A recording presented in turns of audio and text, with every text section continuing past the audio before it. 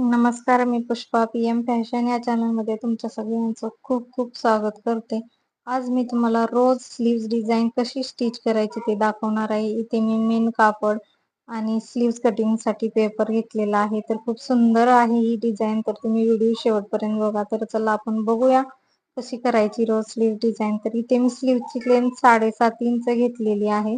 घडी 8 इंचाची घेतलेली आहे आणि मी बॉक्स पूर्ण तयार करून इथे आता स्लीवचं माप टाकणार आहे. तर मी उतार हा 3 इंचाचा दिलेला आहे आणि पुढे मी शिलाई मार्जिन 1.5 इंचाचं घेऊन स्लीवचा शेप देणार आहे.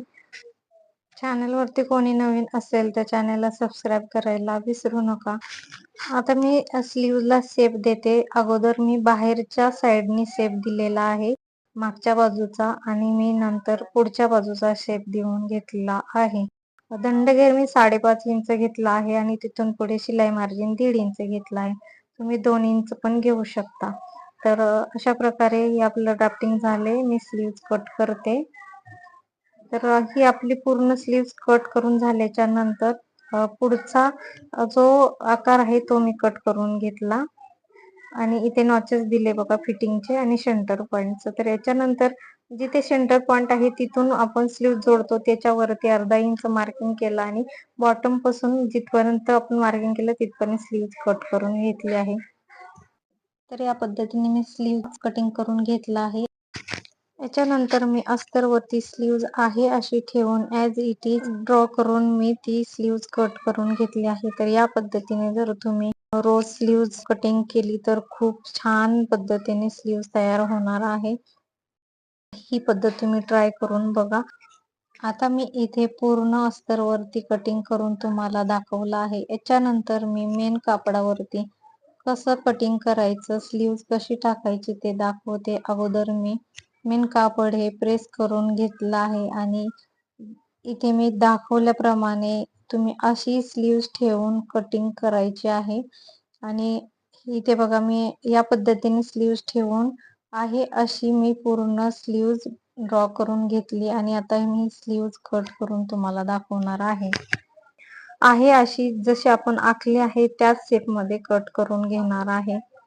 तर इथे मी पूर्ण स्लीव्ज कट केली. आता ती स्टिच कशी करायची ती दाखवते. जिथे आपला चौरस आला होता तो फोल्ड केल्याच्या नंतर त्रिकोण दिसणार आहे तिथून आपल्याला पुढच्या टोकापर्यंत शिलाई मारून घ्यायची आहे. तर मी व्हिडिओ मध्ये दाखवते. या पद्धतीने जर तुम्ही कटिंग आणि स्टिचिंग केलं तर एकदम परफेक्ट पद्धतीने तुम्ही स्लीव्ज तयार करणार आहात. आता याच्यानंतर मी स्लीव्ज ओपन करून घेते आणि आतल्या बाजूला जे आपला कोन होता तो बाहेर काढून घ्यायचा आणि रोजचा शेप व्यवस्थित देऊन घ्यायचा आहे. तर इथे बघा रोजचा शेप देऊन झाल्याच्या नंतर मी त्याच्यावरती खालच्या बाजूला अस्तर ठेवला आहे आणि पूर्ण अस्तर मी मेन स्लीव्जला अटॅच करून घेत आहे. ही पद्धत एकदम सोपी आहे आणि झटपट या पद्धतीने आपली स्लीव्ह डिझाईन तयार होणार आहे.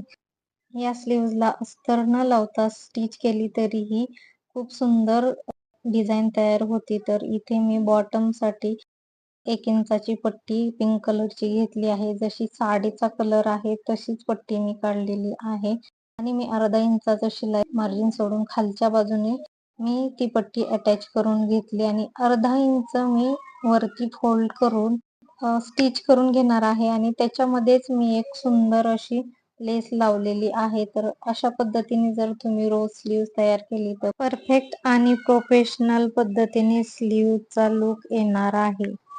याच्यानंतर मी रोजचा शेप सेट करून घेणार आहे आणि नंतर मी सुई धाग्याच्या मदतीने मी तो पूर्ण शेप हा स्टिच करून दाखवणार आहे जेणेकरून आपला परफेक्ट शेप हा तयार होणार आहे. आणि या पद्धतीने मी आता स्टिच करून घेत आहे. लॉंग स्लीव्ह सुद्धा तुम्ही याच प्रोसेसने तयार करून घेऊ शकता. फक्त स्लीव्हची लेंथ तुम्हाला वाढवायची आहे.